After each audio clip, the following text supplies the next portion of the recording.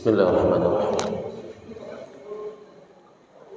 Assalamualaikum warahmatullahi wabarakatuh.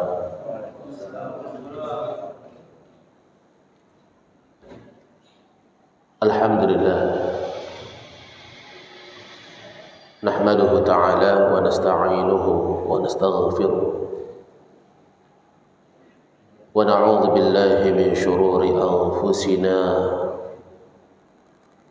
wa sayyiati a'malina. Man yahdihillahu fala mudilla lahu wa man yudlil fala hadiya lahu.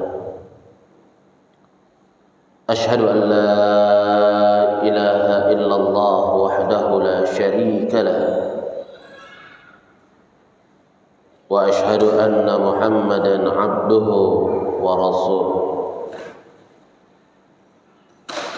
Ya ayyuhalladzina amanu taqullaha haqqa tuqatih wa la tamutunna illa wa antum muslimun. Ya ayyuhan nasu taqu rabbakum alladzi khalaqakum min nafsin wahidah wa khalaqa minha zawjaha wa batha minhuma rijalan katsiran wa nisaa.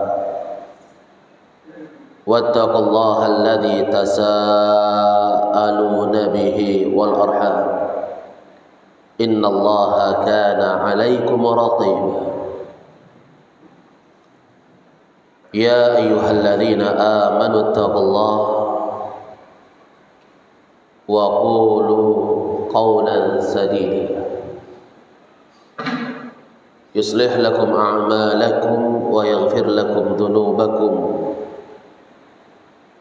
wa man yuti'illaha wa rasulahu faqad faza fawzan 'azima. Amma ba'd, fa inna asdaqal hadithi kitabullah wa khairal hadi hadi Muhammadin sallallahu alaihi wasallam wa syarrul umuri muhdatsatuha fa inna kulla muhdatsatin bid'ah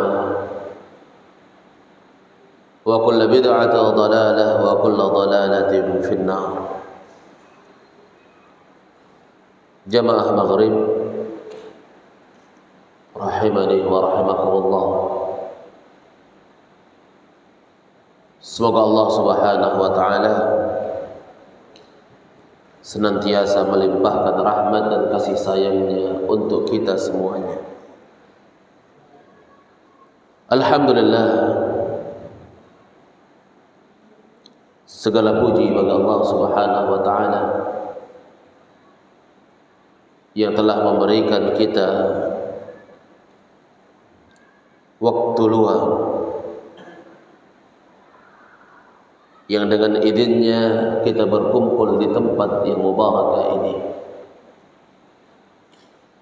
untuk melanjutkan pembahasan kita mengkaji kitab Al-Usulul Tsalatsa, 3 pilar di dalam beragama.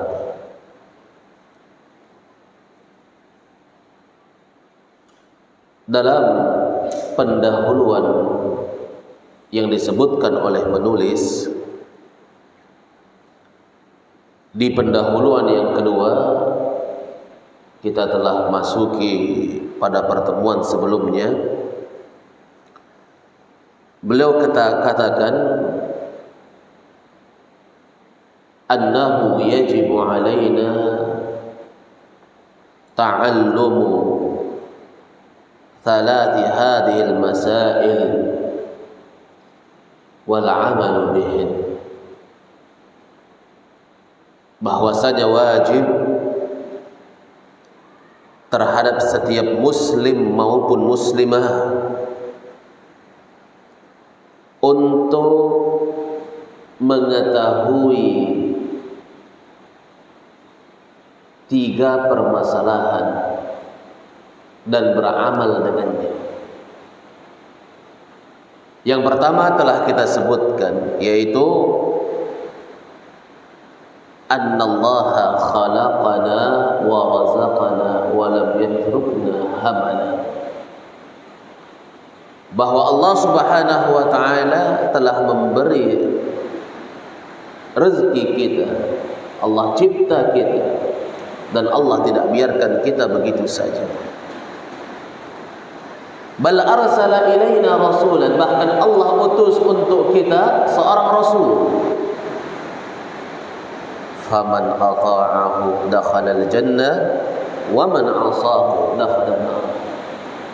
Siapa yang taat kepada rasul tersebut, dia akan masuk ke dalam surga, dan siapa yang bermaksiat terhadap rasul tersebut, tidak taat kepadanya, maka dia akan masuk neraka. Kemudian yang kedua, kata beliau, annallaha la yarda ay yushraka ma'ahu ahadun fi ibadatihi, la malakun muqarrabun wala nabiyyun mursalun. Bahwasanya Allah Subhanahu wa taala tidak ridha untuk disekutukan bersamanya seorang pun juga. Tidak ridha walaupun malaikat yang didekatkan oleh Allah Subhanahu wa taala, dan tidak pula ridha walaupun nabi yang diutus oleh Allah, apalagi yang lainnya. Malaikat saja yang punya kedekatan dengan Allah, yang tidak pernah melakukan kesalahan, yang senantiasa beribadah kepada Allah Subhanahu wa taala, Allah tidak ridai untuk dijadikan sekutu Allah. Demikian pula manusia pilihan Allah yang menjadi Rasul Allah, yang menyampaikan agama ini, Allah pun tidak ridha.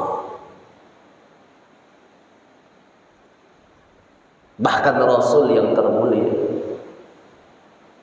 Nabi kita Muhammad sallallahu alaihi wasallam, Allah tidak ridha untuk disekutukan dengan apapun juga. Bahkan Allah berkata kepada Nabi Isa, wa idh qala Allah ya Isa ibn Maryam a anta qulta lin-nas ittakhiduni wa ummi ilahaini min dunillah.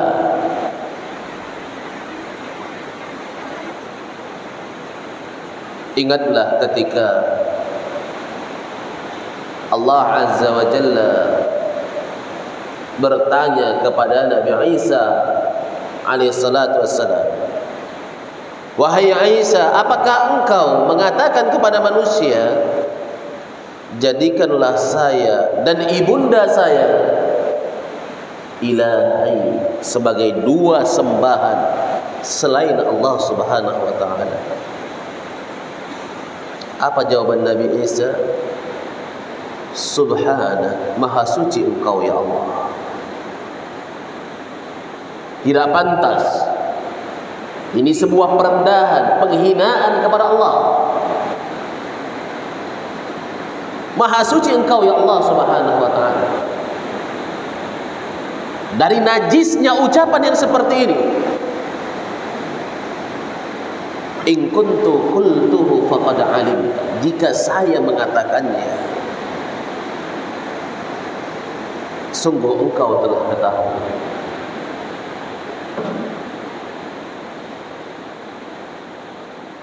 Tapi Allah bertanya kepada Nabi Isa, untuk apa?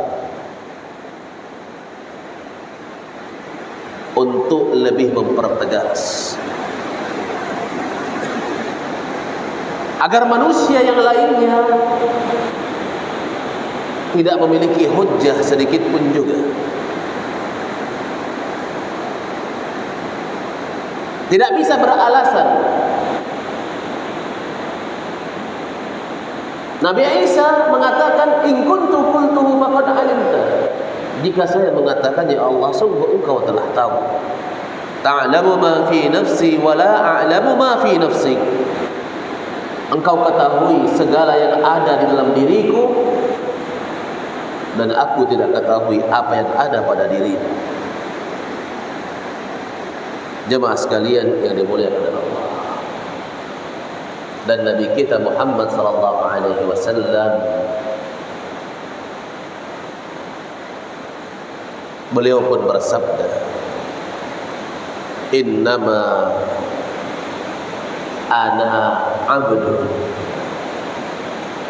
sesungguhnya saya adalah hamba.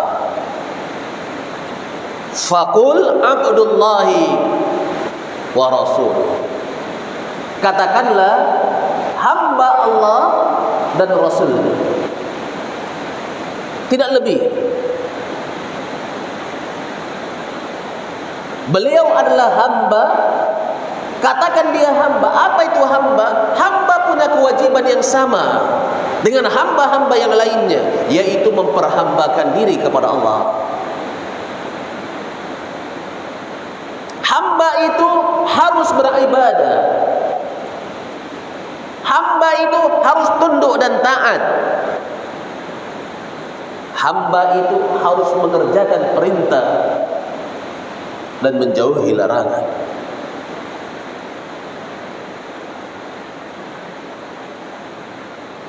Nabi kita Muhammad sallallahu alaihi wasallam punya kewajiban yang sama. Karena itu ketika beliau sampaikan syariat Allah Subhanahu wa taala, beliau tidak sekedar memerintah, tapi beliau juga melakukan. Karena beliau punya kewajiban yang sama. Rasul ini adalah keutamaan yang Allah Subhanahu wa taala berikan. Allah pilih beliau untuk menyampaikan wahyu Allah Subhanahu wa taala, untuk menyampaikan syariat Allah kepada manusia, untuk menerangkan petunjuk Allah Subhanahu wa taala.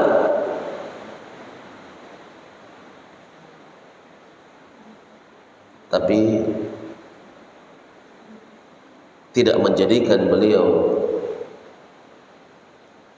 lebih dari kedudukan seorang hamba atau sampai pada kedudukan sang pencipta sama dengan Allah yang diibadahi, dibesarkan, diagungkan, disembah. Beliau hanyalah hamba.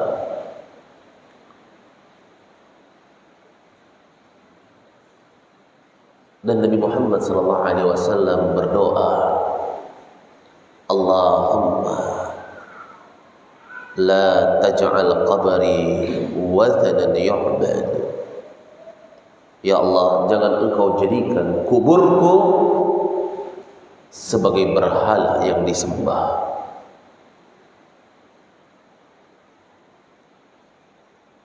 Nabi Muhammad sallallahu alaihi wasallam mengingatkan seperti ini karena beliau sendiri sadari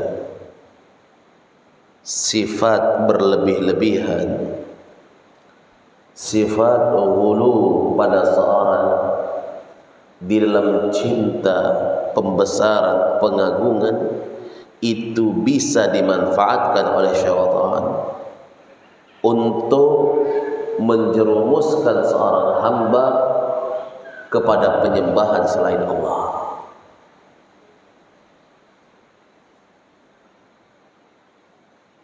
walaupun gencar beliau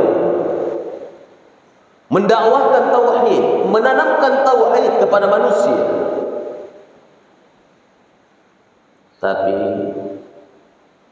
seiring berjalannya waktu,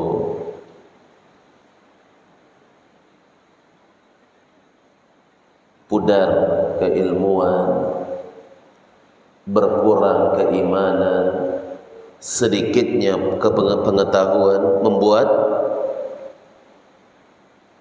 manusia yang memiliki kerinduan kepada Rasulullah SAW, kecintaan yang mendalam kepada beliau, memposisikan beliau pada posisi Allah Subhanahu wa taala. Cinta kepada Rasulullah adalah sebuah keharusan. Bahkan keimanan seorang diukur dengan seberapa cinta dia kepada Rasulullah SAW. Sebagaimana dalam hadis Nabi bersabda, la yu'minu ahadukum hatta akuna ahabba ilaihi min walidihi wa waladihi wan nasi ajma'in. Tidak beriman salah seorang dari kalian sampai saya menjadi orang yang paling dia cintai dibandingkan orang tuanya, anaknya, dan seluruh manusia.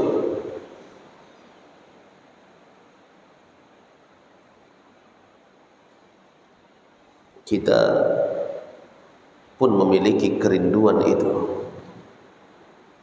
Bagaimana cinta kita kepada Nabi Muhammad SAW. Tapi Nabi sudah mengingatkan, katakanlah saya ini hamba. Ini untuk meredam, jangan sampai kita melebihkan beliau dari kedudukan hamba Allah.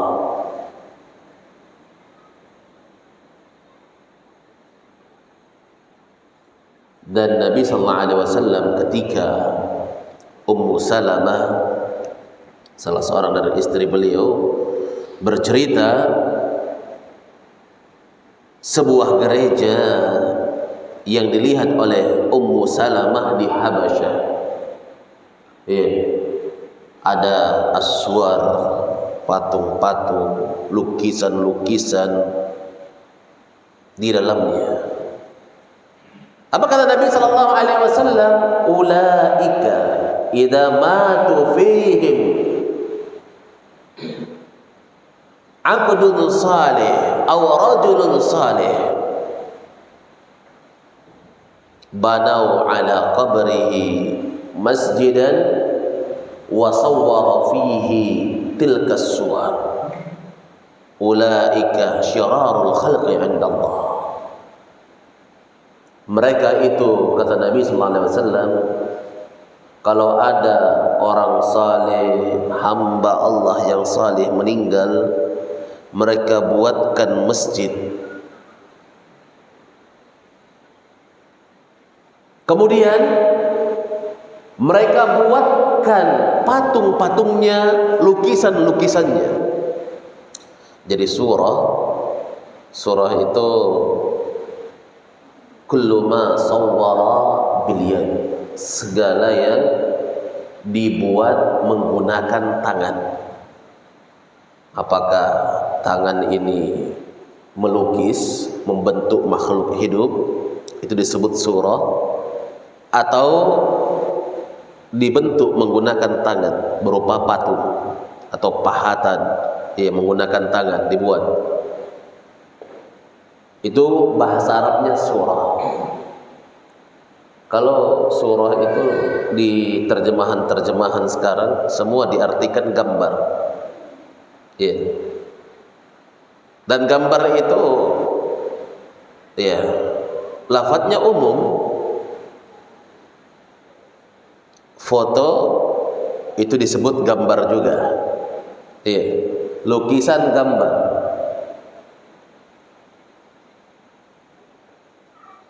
Mau yang 3 dimensi, mau yang kartun, mau itu disebut apa? Gambar semua. Tapi secara bahasa, dikenal dalam bahasa Arab, sesuatu yang digunakan tangan untuk membuatnya, maka hal itu adalah surah. Banyak yang bertanya tentang apakah foto itu termasuk surah dalam hadis, maka jawabannya bukan.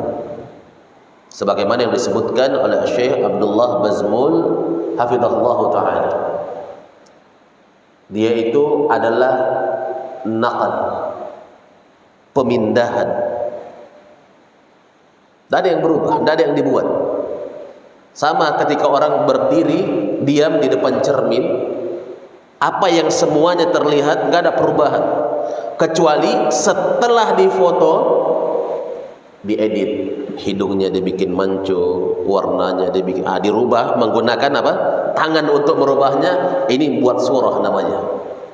Tapi kalau tidak, maka apa? Tidak. Itu bukan apa? Bukan surah. Memang seperti itu wujud aslinya. Taib wallahu ta'ala alam. Jadi orang-orang saleh dulu ketika mereka meninggal,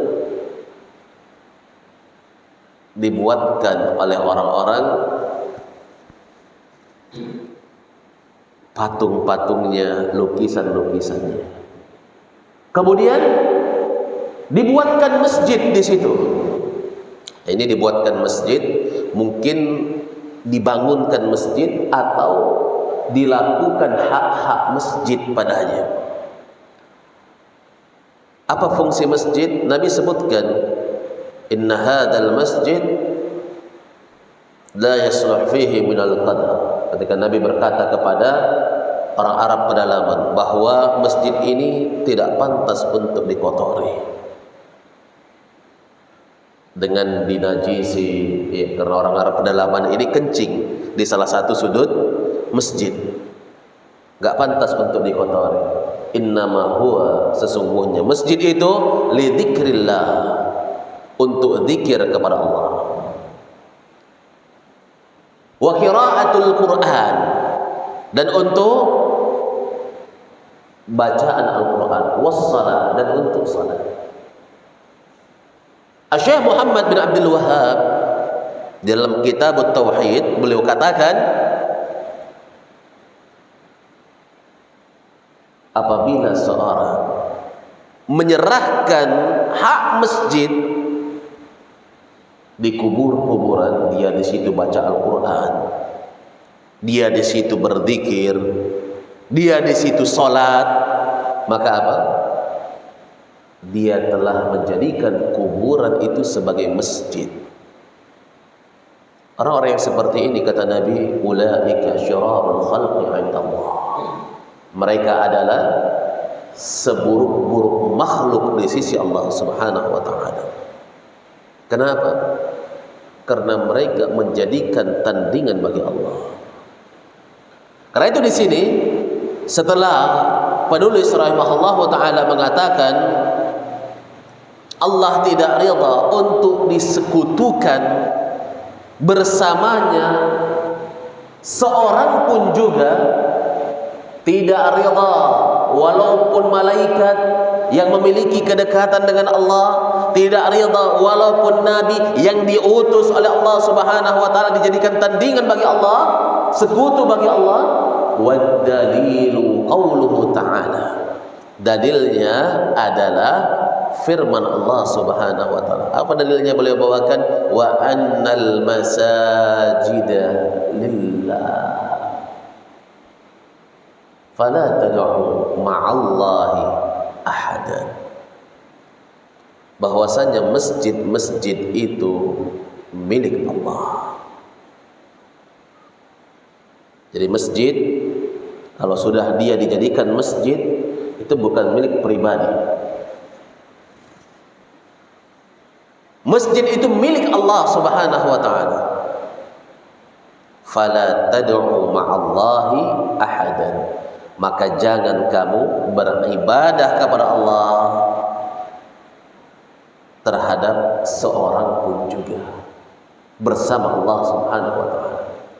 Jadi larangan langsung, tidak boleh sama sekali seorang pun juga dijadikan sekutu bagi Allah. Dan di masa sekarang orang-orang menjadikan sekutu bagi Allah bahkan sesuatu yang sangat rendah dan hina. Ada yang menyembah binatang, ada yang menyembah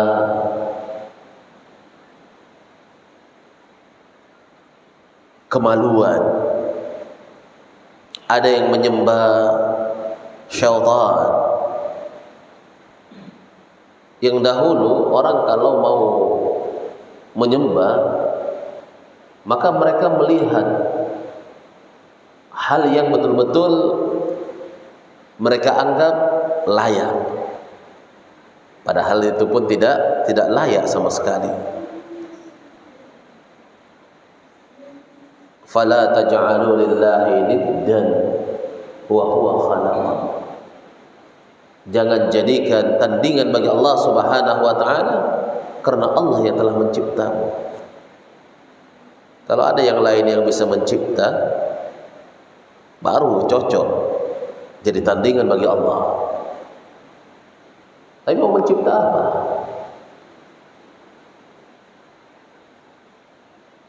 Bahkan Allah Subhanahu wa taala sebut dalam Al-Qur'an, innal ladzina ta'buduna min dunillah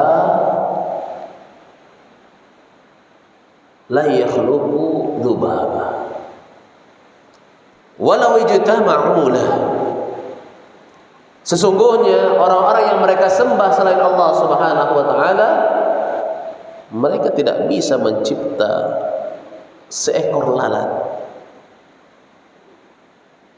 walaupun mereka seluruhnya berkumpul untuk mencipta lalat. Semua sembahan-sembahan itu berkumpul untuk mencipta lalat, mereka tidak bisa. Dalam ayat yang lain, ma yamlikuna min qitmir, mereka tidak memiliki walaupun qitmir. Qitmir itu ya, biji kurma, kemudian di dalam dagingnya ya ada kulit ari yang menutupi bijinya. Ya, ini betul-betul sebenarnya penghinaan betul ini kepada sembahan-sembahan itu. Ini saja mereka, ini kulit ari tidak punya. Artinya mereka nggak punya kemampuan sedikit pun juga.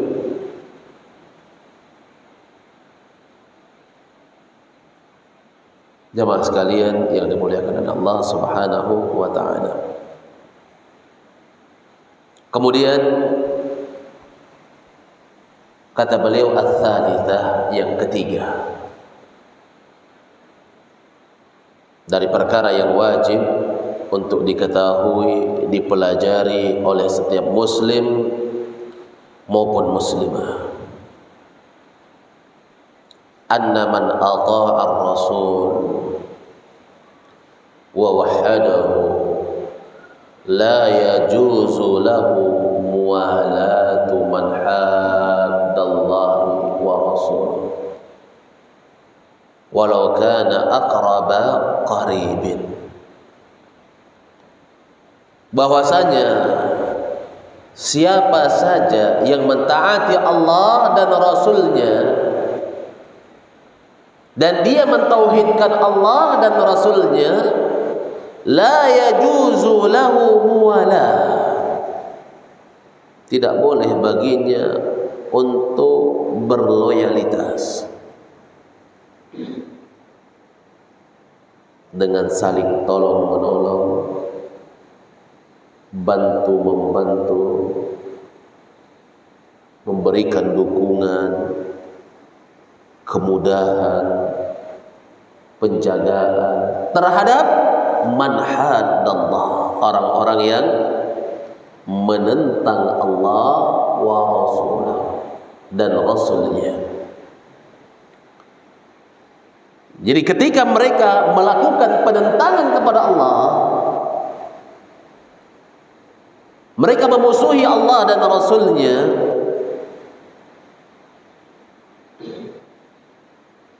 walau kana aqraba qaribin, walaupun yang melakukan itu kerabat yang terdekat, maka ini tidak boleh untuk berloyalitas kepada mereka.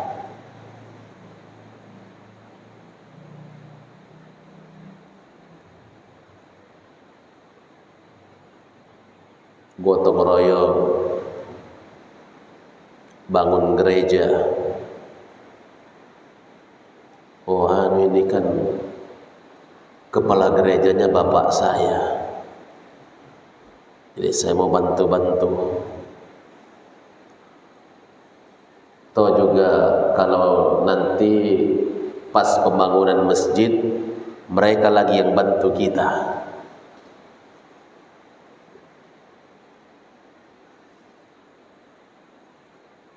Mereka mau membantu, itu urusannya mereka.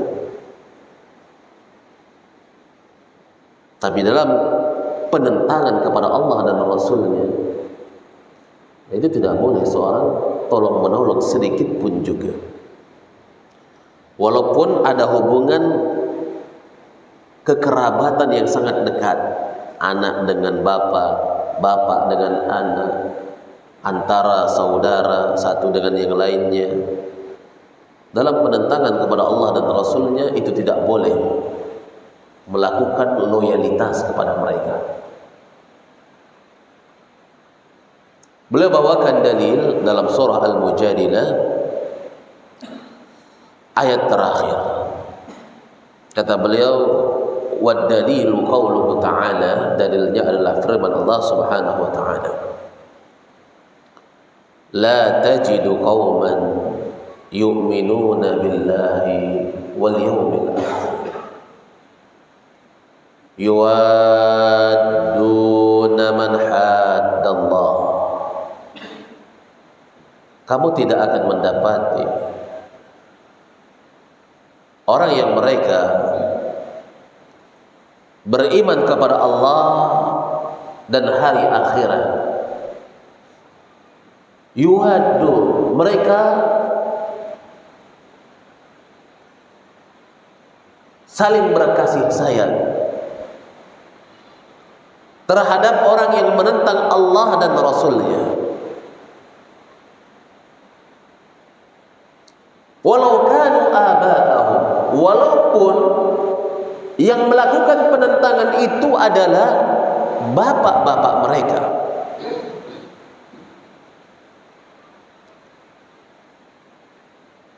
au abna'ahum, atau anak-anak mereka, au ikhwanahum, atau saudara-saudara mereka, au ashiratahum, atau keluarga mereka. Kenapa mereka tidak akan mau saling berkasih sayang, saling berloyalitas, saling tolong menolong satu dengan yang lainnya terhadap penentangan kepada Allah dan Rasulnya? Karena ulaika kataba fi qulubihimul iman, mereka telah ditanamkan di dalam hati mereka keimanan.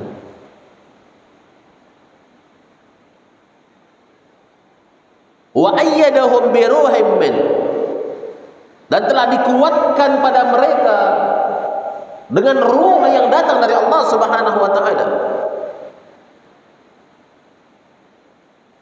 Wa yudkhiluhum jannatin tajri min tahtihal anharu khalidina fiha, dan Allah akan memasukkan mereka ke dalam surga yang mengalir di bawahnya sungai-sungai.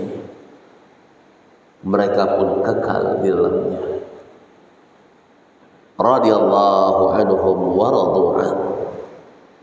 Allah ridha terhadap mereka dan mereka pun ridha kepada Allah. Ulaika hizbullah.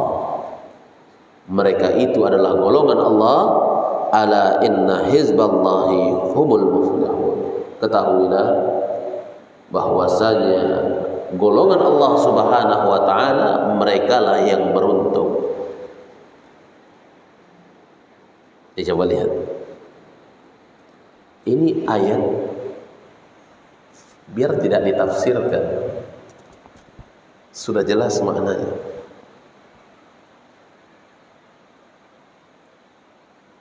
Kurang apa lagi?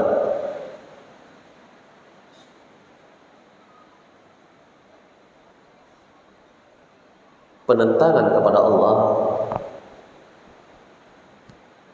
adalah kekufuran yang sangat nyata.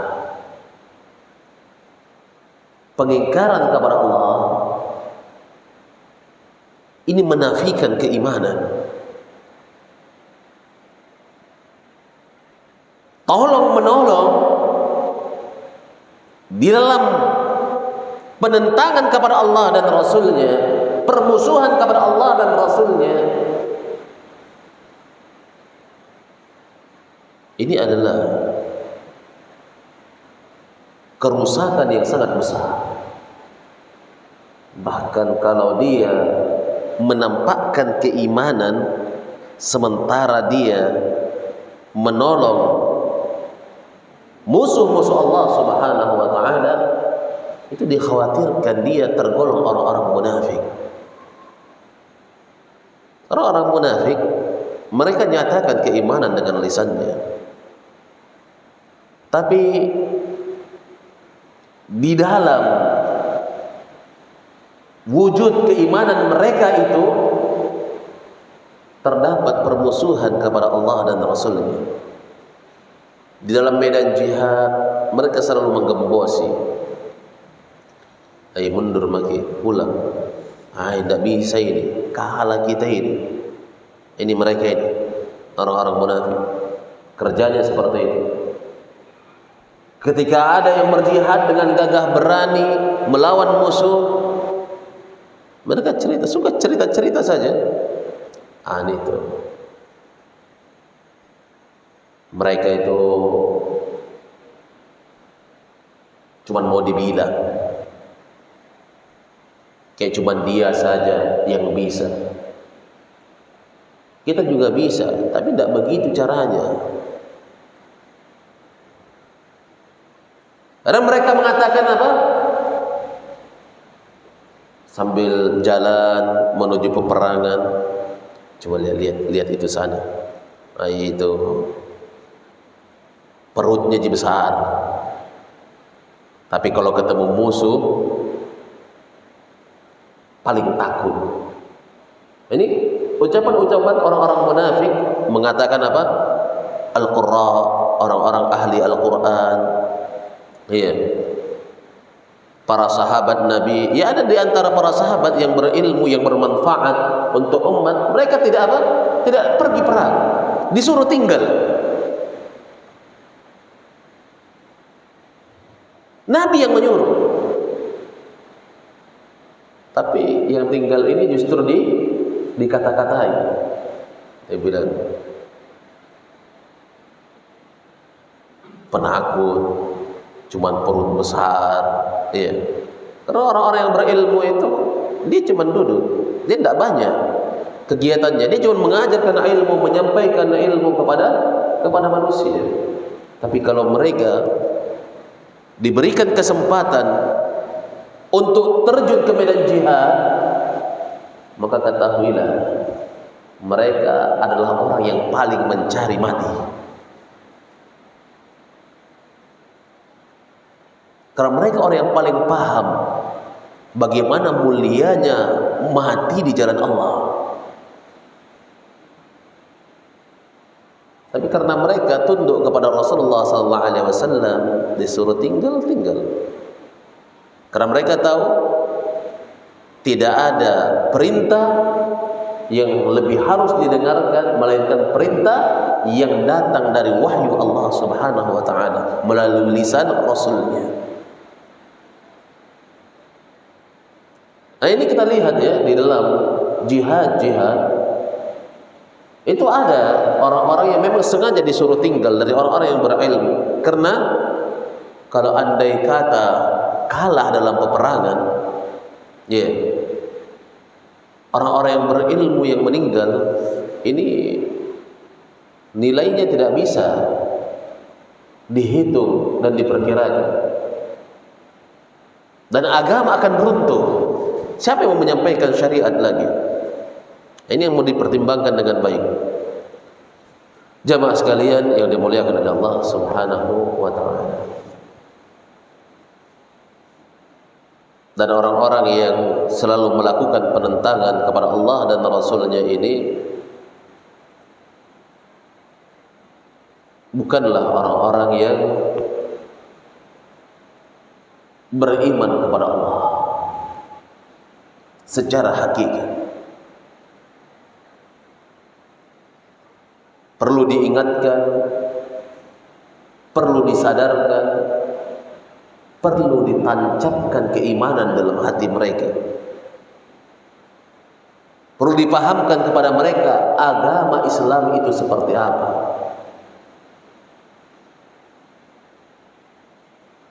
Nabi SAW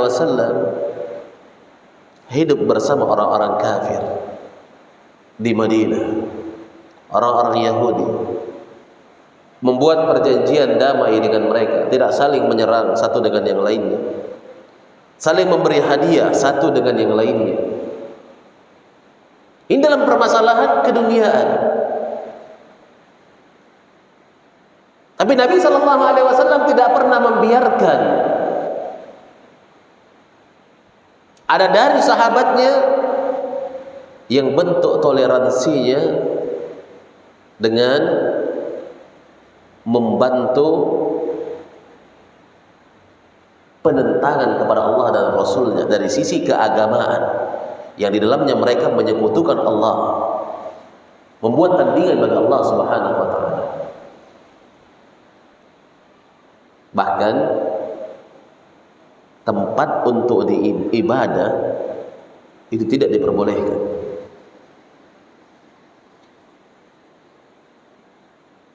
Kapan diperbolehkan? Berarti tolong menolong. Tapi kalau kerja, Nabi pekerjakan, dijadikan karyawan, kemudian diberikan tempat untuk usaha.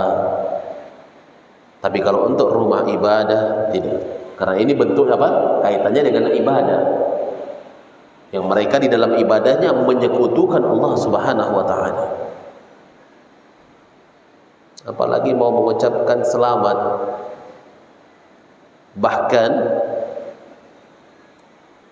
ketika Nabi SAW datang ke Madinah, Nabi lihat orang-orang Ansar punya hari raya, tapi Nabi SAW tidak biarkan hari raya tersebut tetap ada, karena di dalamnya nampak bentuk penyelisihan terhadap syariat. Nabi bilang kepada mereka, fa innallaha qad abadana lakum bi khairin minhuma. Sesungguhnya Allah telah gantikan untuk kalian dengan dua hari raya yang lebih baik dibandingkan perayaan kalian ini, bi'idul fitri wa 'idul adha, dengan Idul Fitri dan Idul Adha. Selesai. Tidak ada lagi perayaan, cukup dua. Nah, dalam hadis Nabi SAW sebutkan tentang hari Jumat.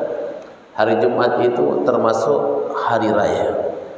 Ya, kalau mau bergembira, ya bergembira. Mau tiap pekan ada hari rayanya, ya ini Aid Usbu'i, hari raya pekan. Adapun hari raya yang besar itu ada Idul Fitri dan ada Idul Adha. Dan kaum muslimin cukup dengan itu. Tidak perlu dengan hari raya yang lainnya, apalagi di dalamnya terdapat penentangan kepada Allah dan Rasulnya, ada simbol-simbol kekafiran, ada bentuk-bentuk kekufuran kepada Allah Subhanahu wa taala. Taib, wallahu taala alam. Jemaah sekalian yang dimuliakan oleh Allah Subhanahu wa taala. Ini pendahuluan beliau yang kedua sebelum masuk di pembahasan inti, yaitu mengenal Allah, mengenal agama Islam, dan mengenal Nabi Muhammad sallallahu alaihi wasallam. Setelah pendahuluan ini ada satu pendahuluan lagi, yaitu pendahuluan yang ketiga. Pendahuluan yang ketiga ini insyaallah taala kita akan lanjutkan pada pertemuan yang akan datang. Hadanallahu wa iyyakum ajma'in. Subhanakallahumma bihamdik asyhadu an la ilaha illa anta astaghfiruka wa atubu ilaik. Wa akhiru da'wana alhamdulillahi rabbil alamin. Wassalamu alaikum warahmatullahi wabarakatuh.